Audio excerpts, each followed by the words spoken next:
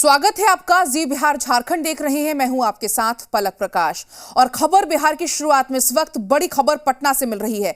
अब से बस कुछ ही देर के बाद मुकेश सहनी प्रेस कॉन्फ्रेंस करने वाले हैं। सरकारी आवास पर मुकेश सहनी प्रेस कॉन्फ्रेंस करेंगे। आपको बता दें कि वीआईपी के तीनों विधायक ने बीजेपी का दामन थाम लिया है और बीजेपी के आरोपों का आज जवाब दे सकते हैं मुकेश सहनी।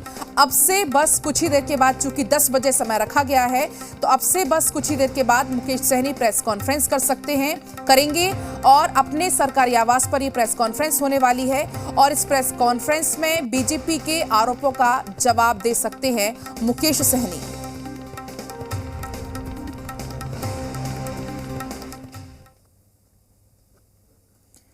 तो बिहार सरकार के मंत्री प्रमोद कुमार का बड़ा बयान सामने आया है। उन्होंने कहा है अब बीजेपी बिहार की सबसे बड़ी पार्टी बन गई है।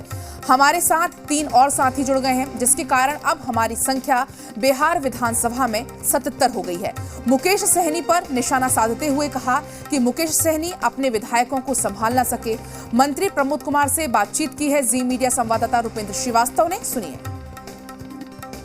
बिहार में बीजेपी अब सबसे बड़ी पार्टी बन गई है। हमारे साथ बिहार सरकार के मंत्री प्रमोद कुमार जी हैं।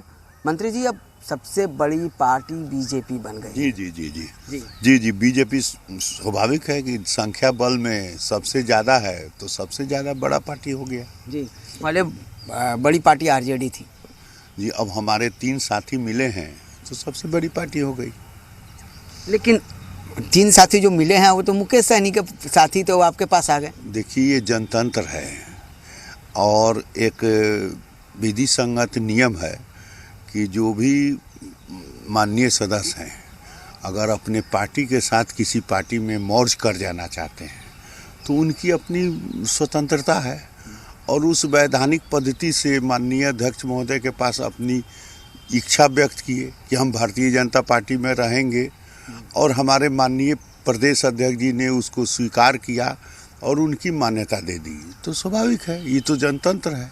मुकेश सहनी जो है, सुनने में आ रहा है इस्तीफा नहीं देंगे क्योंकि उनका कार्यकाल जो है 17 जुलाई तक है और उसके बाद 6 महीने तक मंत्री रहने का संवैधानिक अधिकार भी है कि कोई सदस्य, आप किसी भी सदस्य विधानसभा विधान परिषद के नहीं रहे, लेकिन 6 महीने आप मंत्री रह सकते हैं।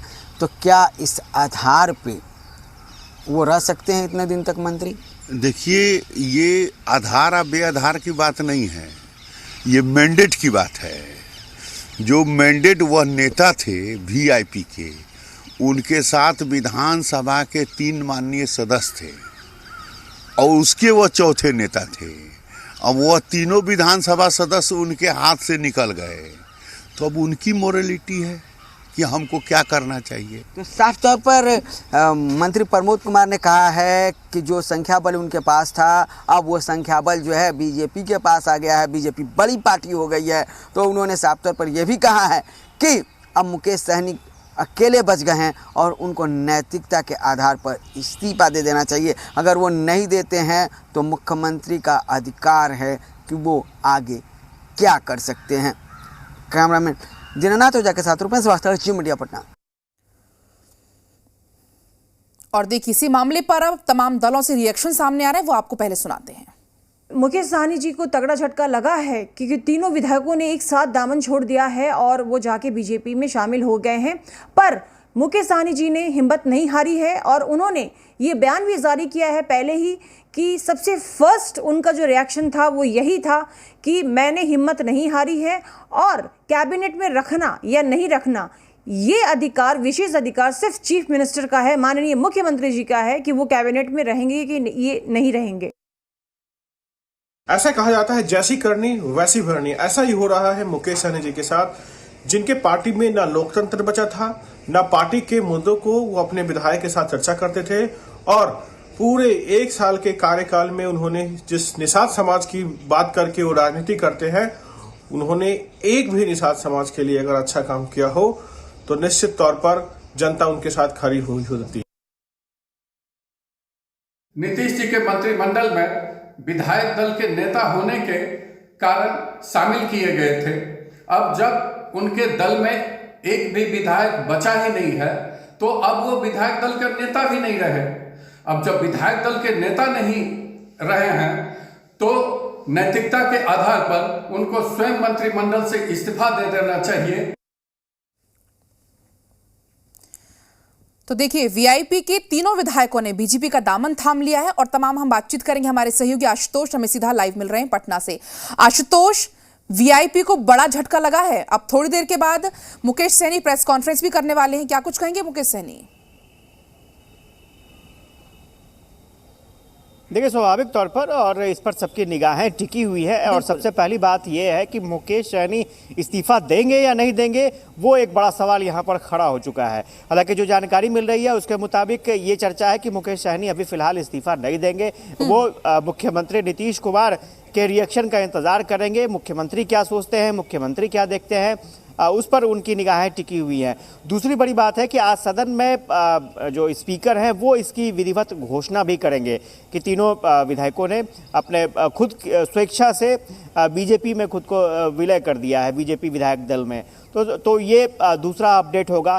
तीसरी बड़ी बात ये है कि सबकी निगाहें इस बात पर टिकी हुई हैं कि आज सदन में क्या वाकई मुख्यमंत्री की तरफ से कोई स्टेटमेंट आता है या फिर क्योंकि वीआईपी पार्टी की तरफ से सदन में कोई नेता नहीं है, कोई कुछ बोलने वाला नहीं, खासतौर से विधानसभा में और विधान परिषद में तो वो खुद अकेले ही थे, तो उनका तो स्टेटमेंट रहेगा ही। ऑपोजिशन क्या रुख रखता है, इस पर बहुत ही बातें डिपेंड करेंगी, क्योंकि आपने देखा होगा कि मुकेश सहनी ने आरोप लगाया था कि आरजेडी ने उनके पीठ पर खंजर भोंका। उसके बाद आपने देखा कि जब चुनाव हुए थे, यूपी के चुनाव, उस वक्त भी मुकेश सहनी लगातार बीजेपी पर हमला, उनके नेताओं पर हमला बोल रहे थे, उनकी नीतियों पर सवाल खड़े कर रहे थे। इतना ही नहीं, चुनाव के बाद भी उन्होंने जिस तरह के स्टेटमेंट दिए, यहाँ तक कि तेजस्वी यादव को उन्होंने ऑफर दे दिया कि 2.5 साल आप मुख्यमंत्री बनिए, 2.5 साल हम बनते हैं। और इतना ही नहीं, जब ये तय हो गया कि बोचहा सीट पर बीजेपी जाएगी एनडीए की तरफ से, वो बीजेपी का आशुतोष, बिल्कुल जैसा कि आपने अभी कहा भी, तो आशुतोष इन शॉर्ट क्या कहा जाए कि सहनी को बीजेपी से पंगा महंगा पड़ गया कि जिस तरीके से अब तीनों विधायक बीजेपी में शामिल हो गए हैं, अब मंत्री पद पर भी अब खतरा मंडराने लगा है। नहीं, एक चीज तो स्पष्ट है, ये होना भी चाहिए, लोकतंत्र के लिए बेहतर है कि बार्गेन की राजनीति बिल्कुल नहीं होनी चाहिए। और फिलहाल अब तक यही देखने में आया है कि जो भी छोटी पार्टियां हैं, जो भी छोटे दल हैं, वो बार्गेन की पॉलिटिक्स करते हैं और इसका बिल्कुल ही कह सकते हैं कि एक राजनीति में बुरा असर पड़ता है। और आप यहाँ जनता की सेवा करने आए हैं, आप यहाँ बार्गेन करने या फिर जो आपको जनता ने पावर दिया है आप उसका गलत इस्तेमाल करें, दुरुपयोग करें, निजी स्वार्थ के लिए बार्गेन करें, तो ये पॉलिटिक्स खत्म होनी चाहिए। हाँ, इतना ज़रूर है कि अब देखना सबसे ज़्यादा महत्वपूर्ण हो गया है कि क्या मुकेश सहनी इस्तीफा देते हैं या नहीं देते हैं, क्योंकि चर्चा ये भी है कि मुकेश सहनी इस्तीफा नहीं देंगे, जुलाई तक उनका टर्म है एमएलसी का, फिर 6 महीने और वो जाएंगे। तो सवाल ये दो सवाल है, मुकेश सहनी क्या स्टैंड लेते हैं और नीतीश कुमार क्या स्टैंड लेते हैं। क्या नीतीश कुमार, क्योंकि बीजेपी तो चाह रही है कि अब मुकेश सहनी को मंत्रिमंडल से हटाया जाए, अब नीतीश कुमार क्या स्टैंड लेते हैं, इस पर भी सबकी निगाहें होंगी। क्या नीतीश कुमार मुकेश सहनी को मंत्री पद से हटाते हैं, क्या पॉलिसी होती है जेडीयू की, क्योंकि जेडीयू की तरफ से अभी तक कोई प्रतिक्रिया नहीं आई है, जेडीयू ने चुप्पी साध रखी है। तो ऑफिशियल स्टेटमेंट जेडीयू का बहुत ही महत्वपूर्ण है। हम लोग कोशिश करेंगे कि जेडीयू के नेता मंत्री से बातचीत करें, उनकी प्रतिक्रिया जानने की कोशिश करें और साथ ही साथ आगे का क्या स्टैंड होता है, सरकार का क्या स्टैंड होता है, नीतीश कुमार का क्या स्टैंड होता है, उस पर भी हम लोग की निगाहें बनी हुई रहेंगी। बिल्कुल आशुतोष, अगला स्टैंड बहुत महत्वपूर्ण है कि क्या स्टैंड होता है वो हम देखेंगे जरूर। लेकिन देखिए, इसी बीच बीजेपी की तरफ से तमाम आरोप भी लगे मुकेश सहनी पर कि किसी की सुना नहीं जाता था या तानाशाही तरीके से पार्टी चलाई जाती थी। तो जो प्रेस कॉन्फ्रेंस अब होने वाली, क्या इन सवालों के जवाब भी मुकेश सहनी उस प्रेस कॉन्फ्रेंस में देने वाले हैं?